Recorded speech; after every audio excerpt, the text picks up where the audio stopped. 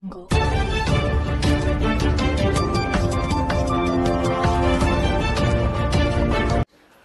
મિત્રો, હું કૈલાશ શર્મા. આપ જોઈ રહ્યા છો વંદે સમાચાર. અમદાવાદના વિરાટનગર વિસ્તારમાં આવેલા બ્રજેશ્વરી શોપિંગ સેન્ટરમાં ભીષણ આગ લાગ્યાની ઘટના સામે આવી છે. આગ એટલી ઝડપથી પ્રસરી કે કોમ્પ્લેક્સમાં આવેલી અનેક દુકાનોને લપેટમાં લીધી હતી. ફાયર બ્રિગેડની ટીમો તરત જ ઘટના સ્થળે પહોંચી હતી. આગને કાબૂમાં લેવા માટે 50 ફોમ કેરબાનો ઉપયોગ કરાયો હતો તથા ઉલ્લેખનીય છે કે 2 દુકાનોમાં લાગેલી આગ 2 માળના આખા બિલ્ડિંગની 18 દુકાનો સુધી પહોંચી ગઈ હતી.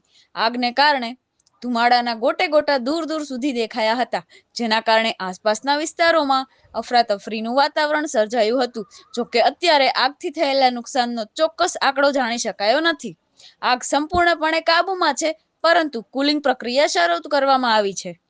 50 જેટલા ફોમ કેરબાનો ઉપયોગ કરી 1.5 કલાકની ભારે જહેમત બાદ આખરે આગને હાલ સંપૂર્ણપણે કાબૂમાં લઈ લેવાઈ છે. હાલ કુલિંગ પ્રક્રિયા ચાલુ છે. ડીએમવાયસી ચીફ ફાયર ઓફિસર સહિતના અધિકારી ઘટના સ્થળે પહોંચ્યા હતા. સાહેબ, શું ઘટના બની છે પ્રાઇમરીની? હાલ શું સ્થિતિ છે? જે વિરાટનગર પાસે બાપુનગર પોલીસ સ્ટેશન વિસ્તાર છે, ત્યાં બ્રજેશ્વરી કોમ્પ્લેક્સ છે.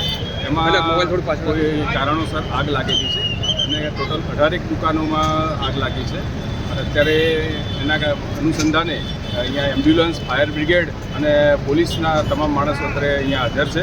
ડીસીપી સાહેબ પણ હાજર છે અને માણસોને હટાવી દીધા છે અને આગ ઓલવવાની કામગીરી ચાલુ છે. સર, ઓઇલનો મોટો જથ્થો હોવાનો છે અને એ જ મુખ્ય કારણ છે આગ સતત કાબૂમાં નથી આવી રહી. પ્રાથમિક તપાસમાં શું છે એ અત્યારે હવે તપાસ કરીશ ત્યારે ખબર પડશે કે ખરેખર શું હતું અને એમની જોડે શેનો જથ્થો હતો, શું હતું. અચ્છા, આગની તીવ્રતા ખૂબ વધારે હતી. રોડ પણ આખો બંધ કરવામાં આવ્યો છે. હા, રોડ બંધ કરવો જરૂરી હતો, કારણ કે તો જ ડિઝાસ્ટરની કામગીરી થઈ શકે એવી પરિસ્થિતિ. સાચી અને સચોટ માહિતી મેળવવા માટે આપ જોતા રહો વંદે સમાચાર. ચેનલને લાઈક કરો, શેર કરો અને સબસ્ક્રાઇબ કરો.